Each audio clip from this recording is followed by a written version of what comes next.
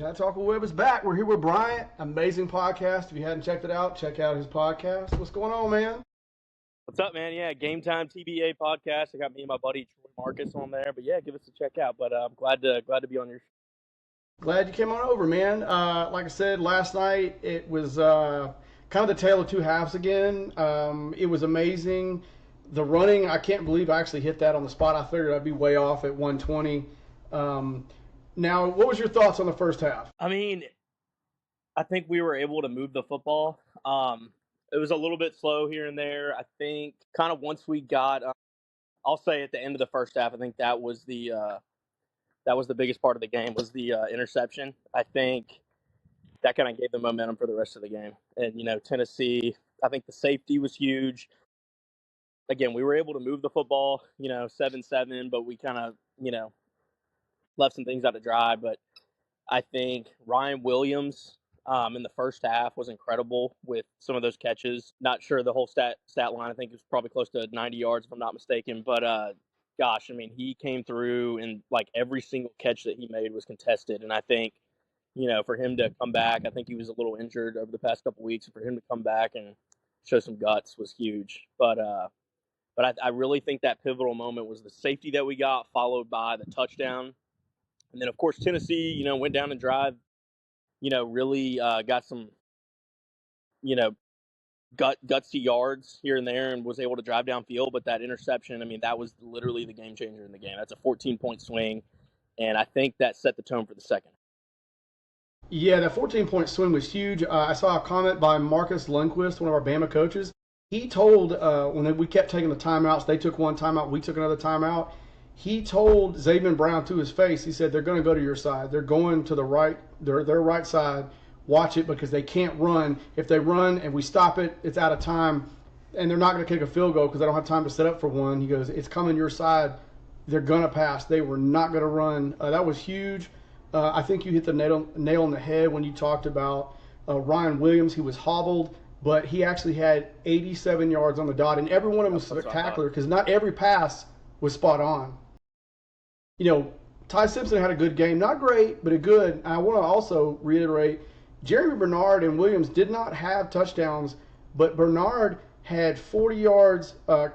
He had 40 yards rushing, and then he had 60 yards catching, which was huge. I mean, that one pass, I think in the third quarter where they were trying like a flea flicker end around, and he's like, oh, yeah. No. I mean, he ran 15 yards, split two defenders, and split two more. Yeah. I mean, those were there's about huge. 3 minutes left in the third quarter. Yeah, we're up by 10. And that could have been a disastrous play, man. And then not only does he escape, but he gets a first down. And then I think he kind of did a similar – I think the next one was maybe a forward pass, but he had a similar play maybe on that same drive, if I'm not mistaken, and was kind of able to elude some tackles and get another first down. So, I mean, man, him and Ryan Williams, they didn't get the touchdowns. Rico Scott, Isaiah Horton, got in the end zone, which I love that play to Isaiah Horton. If you remember, brings back memories from the Iron Bowl in 2021 with that overtime 2-point conversion. So I think it was the same play, but I love when that happened. But those guys made the crucial plays, the crucial kind of, like you said, Ty maybe threw some balls that weren't super accurate, but Ryan went up and got them, and then Jerome was able to escape. So I mean, they made the difference. They made those difference maker plays that kind of flipped the script. But yeah, man, like you said, that play by Tennessee, Burger McFarland kind of talked about it going into halftime on the show, and I mean, if you're Tennessee, I mean, you may as well go all wide receivers. Maybe have a running back for protection out of the shotgun, but you aren't going to fool anybody on that. Maybe that play, in the third quarter when you're down by 10 or 14 and you kind of faking them out, that's a good play call in that instance. Our corner was all over that. He was looking at the quarterback the whole time, so they didn't have us fooled, and he made the play. So I mean, probably not the best play call by Josh Heupel, but also our guys, made the plays they needed to. I did think Tennessee got a good bit of pressure, and it wasn't surprising because going into it, I knew they were going to be, top in sack percentage. So, there was a couple, and that kind of forced Ty to maybe make some throws that weren't super on target, but when he did have the time, he tore them apart. So Well, there's a lot of other unsung heroes in that game too. If you look at Jam Miller, I know that he had 12 carries for 15 yards, and you're like, and he had one touchdown, but you're like, oh god. But I will say this: we were not great in opening the holes up for running, but so many times, especially in the third and fourth, and if you go back and I watched today, he picked up so many blitzing linebackers and gave Ty literally more time to look downfield. I mean, there was, even if you look back to the play when we're in the end zone and we drove, was it 99 yards and finally scored a touchdown, he picked up the blitzer perfect. I mean, and Ty had to shuffle around a little bit, but those were massive. I think that we don't look at, because we look at Daniel Hill and we're like, oh man, he was plowing the road. Well, he was plowing the road in the fourth quarter. It wasn't what Jam had. Now Jam probably, was a little fuzzy maybe from the concussion and protocols he's coming back from, which were massive. And also, I think something that nobody's bringing up is when you look at the impact that Pierre had, if I'm saying that right, he had 3 of the 4 sacks himself. I mean, he came off that end like a rocket, and he stopped some drives that they were going to, because they were moving the ball, and we got gashed a little bit in the run game. And now, to be fair, we kind of have all year. But those were huge, and like I said, Jam, I can't reiterate how many times he stopped blitzes, and he just picked them up, and without being rearranged or returned around, hey, go over there, or changing the play or the blocking scheme, that were massive. Because Tennessee, for all the garbage we give them, they got the number 1 offense. They score score over 40 points a game, and they usually score about 530 yards of offensive yards. Now their defense is 28th in the nation, not so good. But, I don't care what anybody says. I know somebody was watching a show yesterday and somebody said, well, they start pointing out all these things we did wrong. And I get it. We didn't stop the run sometimes, and we played a little bit too deep, the defensive back, so they were kind of open in the zone. We were playing different zone schemes. But what other team has played the teams we played the last 4 weeks and won every one of them? exactly. I mean, Alabama's got the best resume in college football. Obviously, we got that stinker to Florida State, who's now under 500. Who knows what's going to happen to Mike Norvell? Obviously, their counterpart Billy Napier in Florida, he got canned today.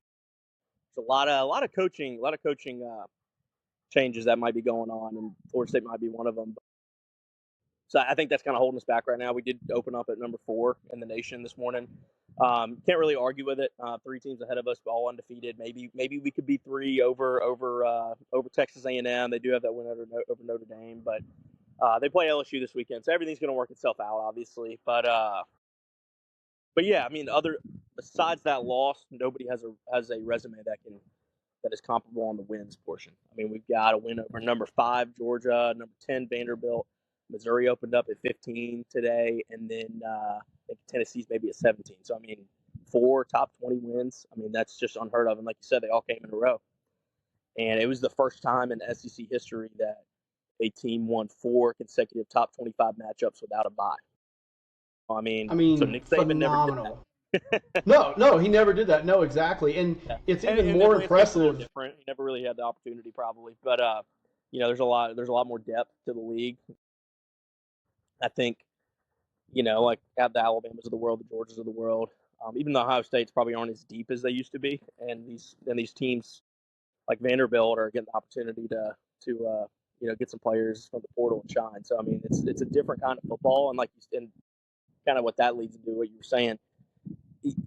As fans, we can't critique like we used to back in the day. Oh, we should have won by 28. We only won by 14. But no, that's not the landscape of football. Win is a win, legitimately. Now, if you go out and play Louisiana Monroe and win by 14, you might have some issues there. But obviously, we didn't do that. But I mean, or if you lose, okay, well, of course you have the ability to critique. But in the SEC, win's a win, man. I don't even care if we play Arkansas and win by 3 like A&M did. I would be completely fine with that. So it's a different world we live in. So, I mean, I think that's kind of a message to the fans is just focus on the wins, focus on the positives. The coaching staff's going to focus on what they can do better and get better at it. That's not exactly nothing for us to worry about. But yeah, and Arkansas, that was a great win, man. 17 points, and versus a rival who was on the verge, close to the top 10, verge of an undefeated, season if they would have came out on top versus Georgia. So I mean, no man, that was an incredible victory. Oh yeah, and in all due respect, Tennessee upgraded. I mean, I hate to say it, Lami Aleva was not that good. He was the eighth best quarterback in the SEC last year. Threw picks a lot. He couldn't throw deep, and they really with Joey Aguilar proved and got better. And they're scary. I mean, I don't want to play them again. I don't want to play Georgia again. I don't want to play Ole Miss. I don't want to play Pavia at Vandy again. I mean, it's you like you said, you got the NIL world, and it made it everything where the first string is amazing, and everything after that it's a dip off. And everybody can buy teams. You look at Vandy. I mean, that guy, I'm sure he's going to get offered a big job because all the firings and all this stuff was Brent Key at Georgia Tech. But the thing is, Vandy's got old big money. They could just buy a team. They don't have to. You don't have to like. Well, I need to leave Vandy to win championships. You can just buy a team. Doesn't matter. And so, like I said, the world in the SEC by far, I think we've proved it this year. There is no better conference. I mean, you got what Indiana, Ohio State, and Miami. They're playing no ranked teams the rest of the year. None. They're just going to skate into the playoffs, more than likely. We've still got big games to play. We've still got more ranked teams. We still got to play Oklahoma. We got to play South Carolina, which is not a pushover. You got to play Fairburn. Fairburn, in my opinion, has 3 linemen that will play on Sundays and a defensive end that could be a first rounder. And they're giving everybody problems, even though Jackson Arnold. I mean, I think me and you could play better quarterback play at Auburn than he's. And no offense to the guy, but he doesn't have an arm. He doesn't make good reads, and he's the kind of guy that he's like Milroe. When he has a bad first quarter or second, the rest of the game it's over. Headspace is done. But they're going to stay in games. Like I said, we don't know if we're going to play in the SEC championship, so that's another brutal contest you have to play in. It kind of behooves you not to play in it, if you can help it. But where these other teams, they don't really have to do that, and like you said, so we've done amazing. Hats off to the team. We got another tough one at Bryce Stadium next week, so that's another big one. But you want to talk the landscape of any of the past games over the weekend? Yeah, man. I mean, Vanderbilt, that was huge. My big 3 picks or my big 4 picks over the weekend, I got them all right. Picked on my show that I did. Picked Vanderbilt to cover. They did.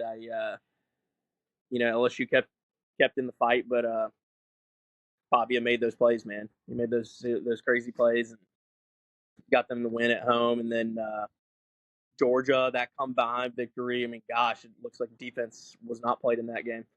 But, yeah, I mean that was a wild one, and then Auburn. I mean, that was a great game down to the wire. And Auburn's played a difficult schedule, but they've been in games. They just keep losing, and that's at some point you got to kind of put it on coaching, and so who knows what's going to happen with Hugh Freeze? Is he bought in completely? I'm not entirely sure.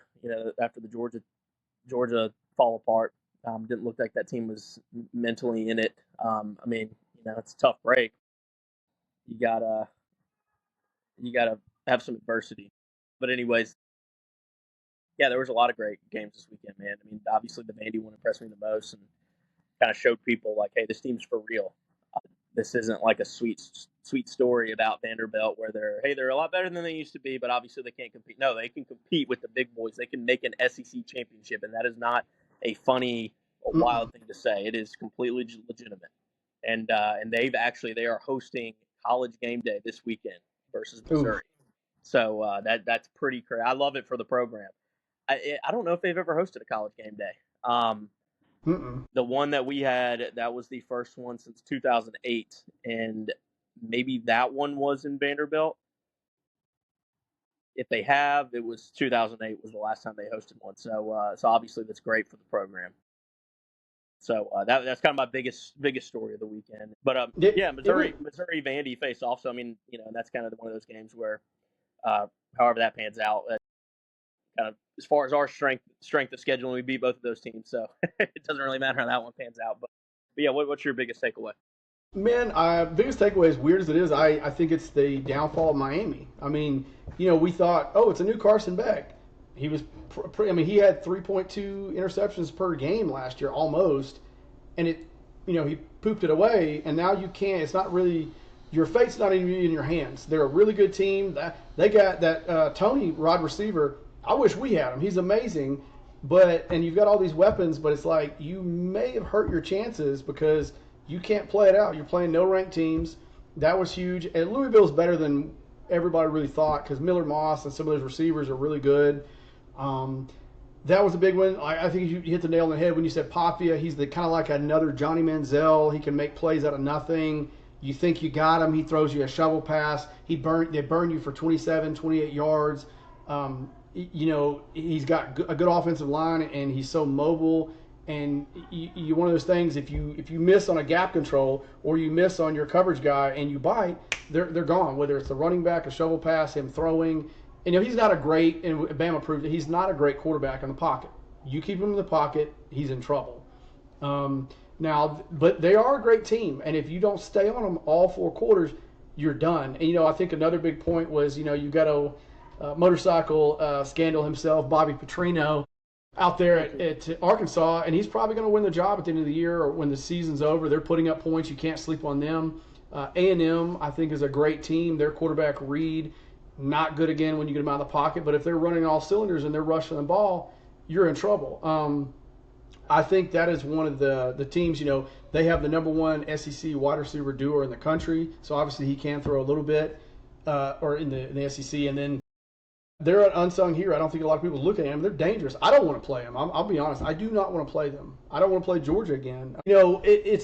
Honestly, I just think at this point in the year, and anything can change from week to week, but I still think the SEC is the team to beat in the playoffs. I mean, we're going to have probably 4 teams at the least in the playoffs. I thought Lane Kiffin losing was kind of big because I predicted them to beat a nail biter against Georgia and find a way to do it. Like I said, I think their Achilles heel, and correct me if I'm wrong, is Pete Goldner, defensive coordinator. He was garbage at Bama, one of the worst I ever saw. God, man, I remember that. And he was like, "Oh, he's a genius," and he hired him. I'm like, Kiffin, really? Like, you can look at his stats. Like he wasn't even top 15 ever. Because we kept in games because at that time we had one of the best offenses in college football, and it was like that's hurting them. You can't expect to put up 30, 40 points, but yet you can't stop 30 or 40 points. That's, exactly. Yeah. Now I did find it funny. I don't know if you saw this story where Kirby Smart had to turn his phone off. He had to mute Lane Kiffin because Kiffin kept sending him text messages and jaw jacking him and all this stuff. Sending him. You're I'm like, kind of leading up to the game. Yes, leading up to the week of the game. Kirby, there's a little clip talking about it on YouTube, and I'm like, wow. I mean, we know that Lane's got a big mouth. He likes to talk, and they do have a great team. I don't want to play him, but you got to fix that defense a little bit. You got to have 4 to 5 stops in this day and age. I know it's not like Bama was because we love it. I think about the mid 2000 teens when we had those defenses that would give up goose eggs all the time. Well, you don't. The way college football is now, you cannot work that way. There's too much talent, like you said. It's spread around. NIL. That was kind of the big takeaway for the weekend for me. I thought another big one was, and I wasn't aware, and I called it wrong in my video, where I thought that Texas Tech would blow out ASU. Didn't realize their starting quarterback was not playing, and that was a big drop. I did not realize that either. Yeah. Yeah. But like I said, it's going to be a roller coaster all the way to the end. You just try to hang on for dear life and say a prayer because every week is rough, especially in the SEC for what we got to do and the SEC championship. Exactly. I think Bama's posed to do great things. I think next week will be kind of a respite a little bit for us. Because we have been on that 4-game roller coaster. It's been brutal. Man, and that is the one thing to look out for this weekend is how is our team going to respond after essentially breaking a record, for the 4 consecutive ranked SEC wins without a bye. How are they going to respond versus a team that hasn't played so great this year? South Carolina's still got talent. Lenore Sellers, even if he hasn't been playing great, he still has that ability to pop one of those games off, and it's at home. And that was the game that I circled going into the year. Obviously, I think about it a little bit different. But ironically, the spot we're in, it still is one of those games, not because South Carolina's so great, but because they're actually not. And, the one game where we thought, it was the opener where we thought we could just roll in, we didn't. I don't think our team plays like that anymore, and I don't think they will the rest of the year, even years to come in the near future. But still, it's just South Carolina, they're going to put everything in on this game. Mm-hmm. Their season's kind of rolling on this one, and especially for their coach to Beamer to get a win would be huge because he's probably not in the best spot right now after the way they've been playing with those expectations. So if he were to get a win over Alabama, that would change everything. So we're gonna have to bring our A game if we're gonna want to get a win and survive out there. So that's the thing. You get the win, you go into the bye, and then you got LSU. And I think if we do that, if we get that win over South Carolina, we're going to be in a tremendous spot going into the final couple games. And I will actually be at that LSU game, so I am super Oh, excited. Yeah, that is awesome. I haven't yeah, been to a game probably in 4 or 5 years or whatever. It's been a while. Like I yeah. said, my job moved up to northern Montana, so I can't even go to a game. So, Oh wow, you're in Montana. Okay. yeah, my job moved. I'll be moving next year, the year after. But yeah, I'm right near the Canadian border. But yeah, so Oh well. it's tough to get to the games for me these days. Yeah, yeah, no doubt. Thankfully, I'm just a couple hours away, but I haven't been to a SEC game in a couple years, so it's great great to be in that atmosphere again. Yeah, last one I went to was Western Kentucky. We played, and it was like the last year O'Brien was our offensive coordinator, so that was the Okay. last one I was able to go to. But yeah, good luck with that one, man. It's been a great podcast. Great having you on. We got to do this again. I had a blast, man. Yeah, Thank you absolutely, for man. taking time out to do this and everything. But hopefully we can do it again, brother. Appreciate it, man. Yeah, and like and subscribe to Tide Talk with Webb, and check out Game Time TBA as well. Best in the business. Yes, sir. Thanks, man. Thanks. Bye.